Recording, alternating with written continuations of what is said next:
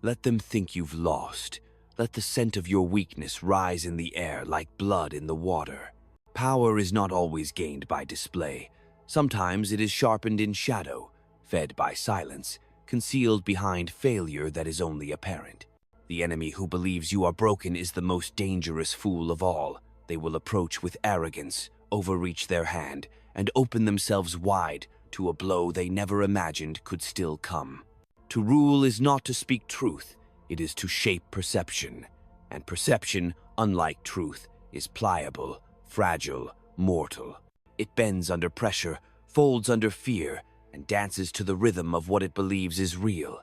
Let them believe what you need them to. Feed their certainty in your ruin. Inflate their confidence like a balloon, and watch it rise until the needle of your will bursts it in midair, and they fall screaming, betrayed by their own illusions. Power does not reward the loud, the sentimental, or the righteous.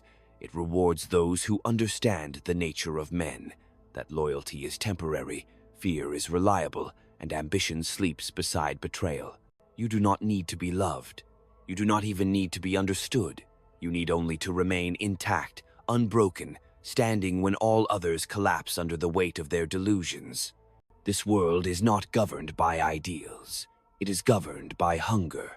Hunger for influence, for survival, for meaning, for vengeance. And the man who sees this clearly, who does not blink before it, does not tremble at it, becomes something more than a ruler. He becomes the axis around which others revolve, without even realizing it. To win, you must be willing to seem defeated, not because you are, but because the game demands misdirection. Every great strategist knows the trap does not close when you pursue. It closes when you wait. It closes when you show your back and hear the footsteps quicken behind you, confident, smug, and then you turn. There is no virtue in appearing strong when it profits you nothing. The predator does not roar before it strikes. It is silent, it is patient, it watches. And only when the prey believes it is safe, when it steps too close, does the predator reveal what it always was. Let them underestimate you. Let them write you off. Let them misread your silence, your retreat, your fall. Then make them pay for it. This is the essence of leadership in the real world, not the staged world of parliaments and declarations, but the true world beneath it. The world of corridors, whispers, dossiers, blackmail, and alliances sewn with thread that burns. If you wish to rule, learn first to vanish. Learn to disarm not with strength, but with the illusion of fragility. Only then will your enemies forget to guard their flanks. There is no honor in being predictable, no safety in transparency. A ruler who shows his whole face invites the dagger. Hide your intentions beneath layers of misdirection. Smile at those you will soon dismantle. Raise a toast with the ones who plot your fall. Let them see what they expect to see. And when the moment comes, strike not out of passion, but necessity, not with cruelty, but with clarity. Politics is not theater. It is war, played in slow motion, with words instead of bullets, with smiles instead of bayonets, until the day comes when words fail and bullets speak again. If you have not prepared for that day, if you have not studied every glance, every hesitation, every whisper behind the curtain, you will be the one who disappears. You will be the one whose name is remembered only as a warning. You must learn to wear defeat like a mask, not because you enjoy the taste of it, but because it buys you time, because it lulls the watchful eye, because there is nothing more dangerous than a man presumed finished, who is in fact more focused, more bitter, more prepared than ever. There is no clearer path to domination than through the field of misjudgment. Even allies can become threats, and threats, if understood, can become instruments. People are not loyal by nature, they are loyal to advantage. If your fall no longer serves their rise, they will begin to doubt. Let them. Doubt is a gift. Doubt creates space. In that space, reshape your posture, refashion your alliances. Dig new tunnels beneath the very ground they think they own. Control must be seized at the right moment and reinforced immediately. A prince who waits too long risks losing the initiative. He must strike while enemies are unprepared, turning every pause in their vigilance into decisive action. You must be colder than their warmth can reach. You must know that betrayal is not personal, it is inevitable. And the sooner you accept this, the sooner you will stop bleeding for people who were only ever loyal to your image, not your essence. Never forget, the world you move through is not built on fairness. It is built on advantage. The virtuous man without leverage is ornamental. The calculating man with patience is unstoppable. Choose which you will be. But if you choose the latter, if you choose to walk the path of true command, then accept the price. It is loneliness. It is silence. It is watching others eat while you wait for the feast that matters. You will be hated, misunderstood, feared, and that is as it should be, because fear compels obedience, and obedience prevents hesitation. A prince cannot allow cracks to form. He must strike first, leaving no space for enemies to gather courage or plot resistance. Let them think you've lost. Then close the trap. You will find that power is not seized in the moment of victory, but in the moments before and after, in the slow accumulation of missteps your enemies make when they are sure you are gone. There is no purer intoxication than the certainty of another's failure, and yet that certainty is a drug that dulls the senses. It makes men careless, arrogant, blind. You must become the architect of that blindness. Feed it, encourage it. Let them build their towers of triumph on sand you have already hollowed out. And when the ground gives way beneath them, when their own weight becomes their undoing, you will not need to strike. They will have destroyed themselves for you. Every man believes he knows the character of his enemy. They study your habits, your alliances, your silences. They draw conclusions, thinking themselves clever for reading your intentions. Let them read. Let them analyze until their minds are a cage of their own invention, and then, when they are certain they hold the keys to your ruin, act in a way no one foresaw. The unexpected is more powerful than the overwhelming. It is not the hammer that shatters the stone, but the crack that was allowed to grow unseen. Do not waste yourself seeking to be understood. The ruler who longs for understanding exposes his throat to the knife. It is better to be misread, mistrusted, even despised, than to be fully known. To be known is to be mapped, and once they hold your map, they can find your weakness. Erase your map. Make yourself unchartable. Let them see a mask instead of a face, a shadow instead of a body. In the void of your apparent collapse, in the silence of your withdrawal, they will fill the space with their projections, and it is in those projections, not in reality, that they will drown. Ambition is not a sin, it is a weapon, but wield it poorly, and it cuts the hand that grasps it. You must hold it with the calm of a surgeon, not the hunger of a beast. For every throne built on haste has fallen to patience. It is patience that allows you to watch men undo themselves. It is patience that lets you study their appetites, their fears, their weaknesses masked as strengths. And it is patience that lets you strike, not from the heart, but from the mind where strikes are permanent. Learn to see betrayal not as an outrage, but as a law of nature. To expect otherwise is to rage at the tide for coming in. Betrayal reveals where the loyalties truly lay, and more importantly, it reveals how much control you ever had. The wise ruler does not punish betrayal with fire and fury. He lets it burn just enough to light the path forward, to show who remains useful and who has outlived their purpose. Sometimes an enemy who thinks himself victorious serves you better than an ally who grows restless in your shadow. There will be moments when you are tempted to announce your strength, to roar your survival into the faces of those who doubted you. Resist this. Power is not loud. It is quiet, like a predator's breath before the pounce. It does not announce itself because it does not need to. When the time comes to move, move with precision, not in rage, not in spectacle, but with a clarity so cold it feels like fate itself has turned against those who thought they had triumphed. The machinery of leadership is a device of gears and counterweights, each turning another in ways unseen by the common eye.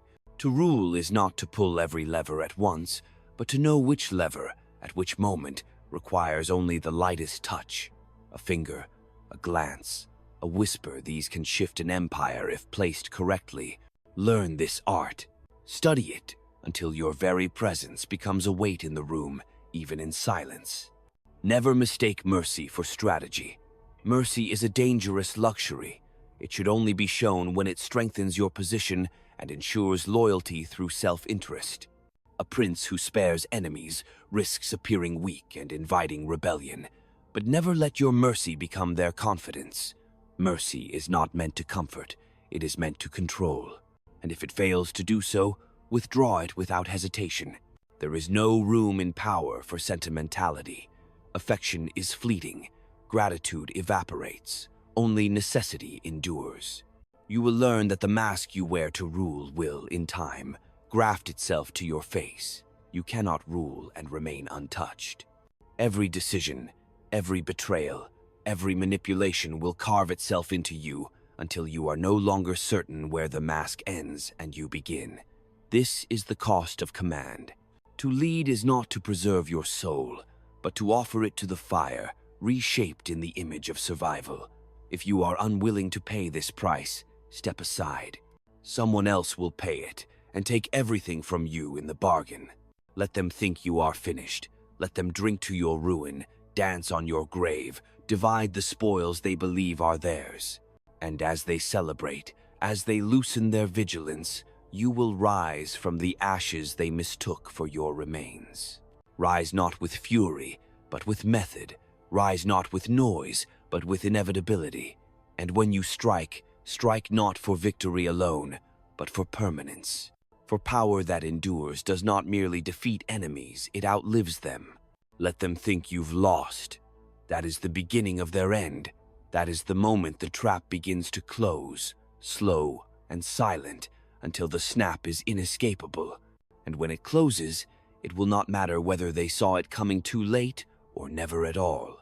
All that will matter is that you are still standing, and they are not. This is the way. It has always been the way. And it will be the way for as long as men gather in courts and chambers, in boardrooms and war rooms, to whisper, to conspire, to claw at power with trembling hands. Learn this lesson well. The ruler who survives is not the one who burns brightest, but the one who burns longest, and whose flame is fed not by the winds of fortune, but by the slow, deliberate mastery of every weakness around him. Let them think you've lost. Then close the trap. Power is a patient animal. It does not lunge unless it must, and even then, only to kill. The impatient are consumed first. They rush at opportunity as though it were a feast, not seeing the jaws beneath the tablecloth. A ruler cannot afford such hunger. You must cultivate a calm that terrifies even yourself, a calm that does not move for insult, for injury, or for the applause of the crowd. There will be many moments when you could lash out, when the urge to prove yourself surges like fire in your veins. Let it pass. Nothing destroys more surely than the need to be seen. Your enemies will destroy themselves for you, if only you give them the time. Men are creatures of habit. They confuse patterns for laws, believing that because you have fallen once, you will fall again. This is their weakness. Their memory is short, their confidence fragile, their vision narrow. They measure you only by your last act. Use this against them. Let them bind you to their expectations like a prisoner in chains. Then, when they least expect it, break free with a force that leaves them paralyzed. Surprise is a sharper weapon than any blade forged of steel. It cuts not only the body but the mind, leaving scars that never heal.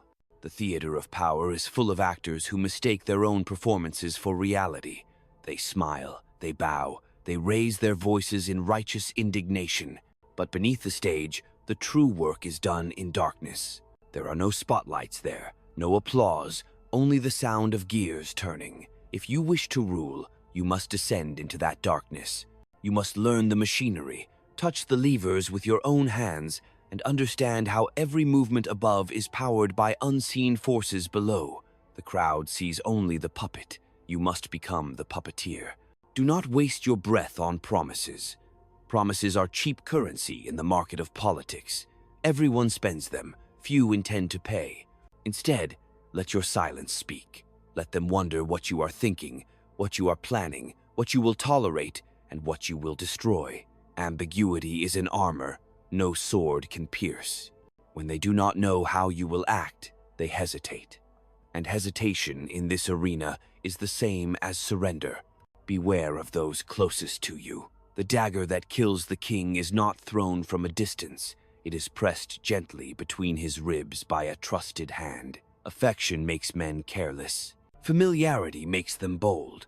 The wise ruler keeps even his allies at arm's length, for allies become rivals the moment your strength begins to eclipse their ambitions.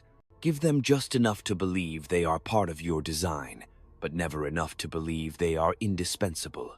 No man must think himself immune from your wrath. In politics, there is no such thing as justice. There is only balance, and balance is not achieved through fairness but through calculation. You cannot give every man his due. You can only give each man what keeps him useful or renders him harmless. Sometimes this means rewarding the undeserving. Sometimes it means punishing the innocent. Do not flinch. To hesitate is to invite disorder, and disorder is the acid that eats empires from within. You will be told that fear is a poison. This is a lie told by the weak to comfort themselves. Fear is not poison. It is a chain, and in the hands of a skilled ruler, it binds more tightly than love ever could. Love is fickle. It burns brightly but fades quickly. Fear endures. A man who fears you will obey even when his heart rebels. He may curse you in silence, but he will not rise against you. Fear turns rebellion into calculation, and calculation rarely leads to courage. But fear alone is not enough. A ruler who is only feared invites conspiracies in every shadow. You must balance fear with hope, just enough to keep them from despair, for despair breeds desperation. Give them something to lose, a fragment of comfort, a dream of future reward. The man who believes he might one day prosper under you will think twice before he risks everything to topple you. He will weigh his chances and find them wanting, and in this calculation, your safety is secured. The most dangerous moment for a ruler is not when he is weak, but when he appears invincible. Invincibility invites challengers. It stirs restless ambition in men who would otherwise remain loyal. If you are wise, you will learn to show cracks where there are none. You will learn to simulate frailty, to let rumors of decline circulate among your enemies, not because you are in decline, but because nothing tempts overreach like the scent of victory, and when they reach too far, you will break them. A ruler must not seek peace for its own sake. Peace is only a lull between storms. It is useful only insofar as it gives you time to gather strength, to prepare, to entrench. Too much peace breeds softness. It makes men forget the nature of the world. You must never forget. The world is not gentle. It devours the unwary, the sentimental, the slow. It rewards cunning and punishes faith. If you wish to endure, you must think as the predator thinks, not in years, but in generations, not in victories, but in survival. There will come a time when those you trusted will turn, when the ground beneath you will shift, and the crowd will bay for your blood. In that hour, you must remember, power is not held by those who are loved or admired. It is held by those who are willing to do what others cannot, to sacrifice without hesitation, to act without the burden of conscience, to see the world not as it should be, but as it is. Conscience is a luxury. You may indulge it later, in private if you survive, but in the arena, it will destroy you. To lead is to kill a part of yourself again and again. The idealist dies first, then the innocent, then the sentimentalist. Each death is necessary. Each death makes you stronger, until all that remains is the part of you that can endure, the part of you that can bear the solitude of command. For make no mistake, leadership is a solitary road. You will walk it surrounded by men, but none will walk beside you. They will smile, they will cheer, they will swear loyalty, but their eyes will always be on your throne. Never forget this. Let them think you've lost. Let them think the throne is empty, the crown tarnished, the blade dull. Their vision will narrow, their vigilance fade, and when they lean too close, when they lower their guard to claim what they believe is already theirs, strike. Strike with the calm of a man who has already buried his doubts. Strike with the precision of a mind sharpened on exile, betrayal, and necessity. Do not hesitate. Hesitation is for those who lose. You have not lost. You have only prepared the field for their slaughter. And when the trap closes, let it close with silence, with finality, with the weight of inevitability that crushes all hope of reprieve. This is not cruelty. This is survival. Power is never truly seized in the clash of armies or the stroke of a pen. Those are only the echoes, the aftershocks of decisions made long before, in rooms no one remembers and silences no one notices. If you wish to hold it, you must understand this. The decisive moment is not when the sword is drawn, but when the enemy convinces himself you are unarmed. Let him believe it.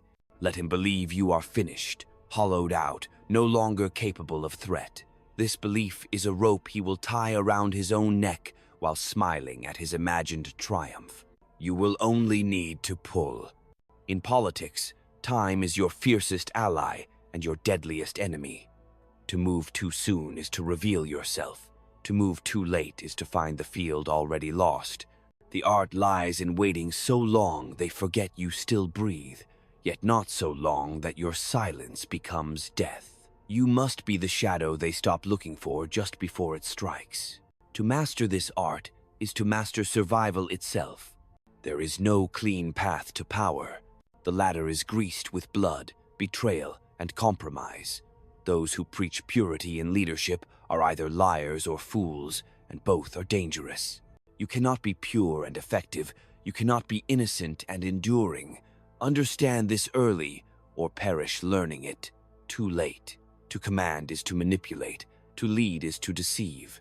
Not for sport or cruelty, but because men are not governed by truth.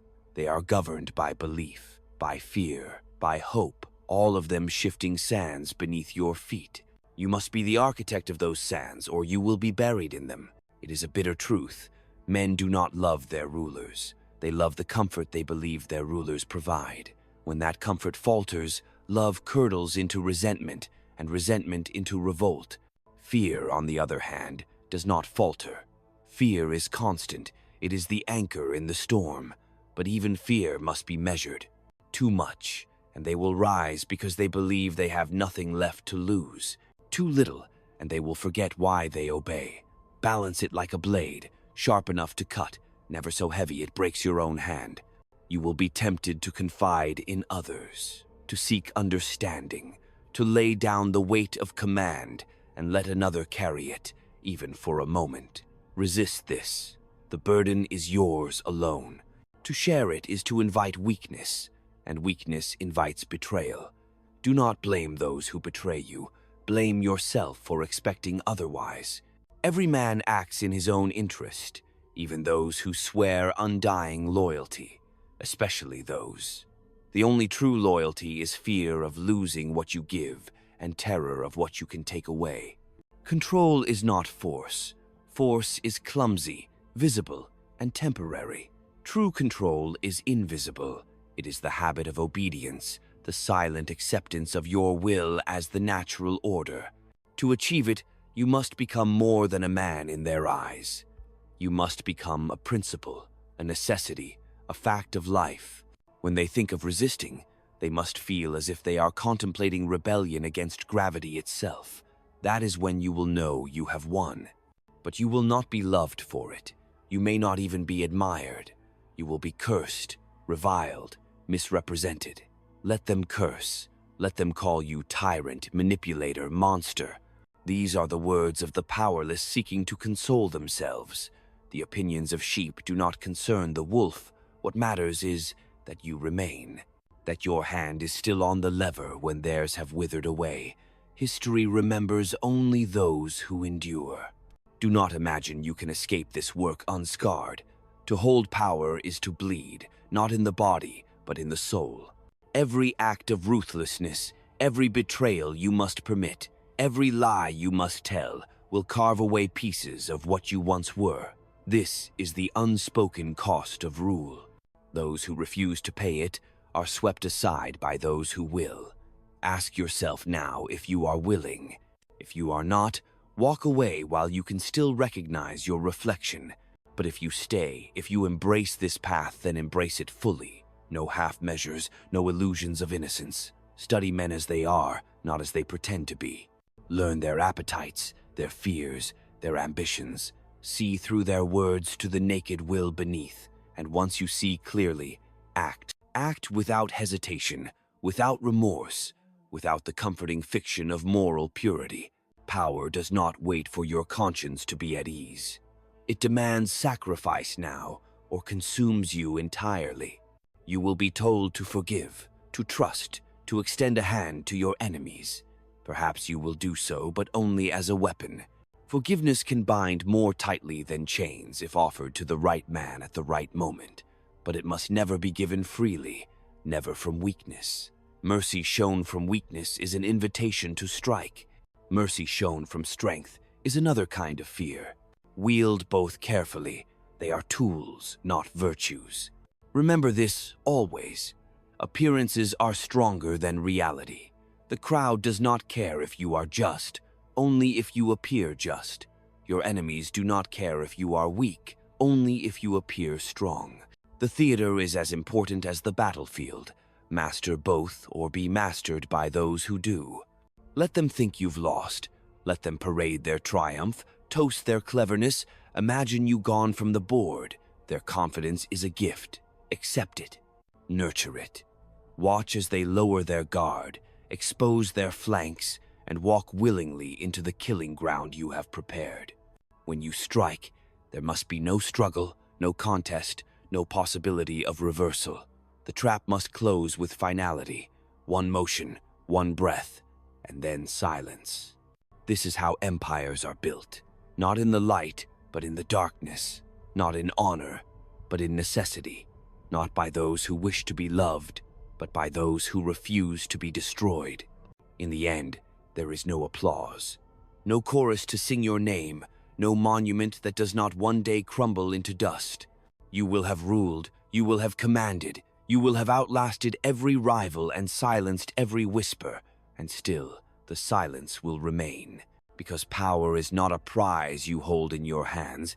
It is a current you ride, a storm that never ceases. You may master it for a time, bending men and nations to your will.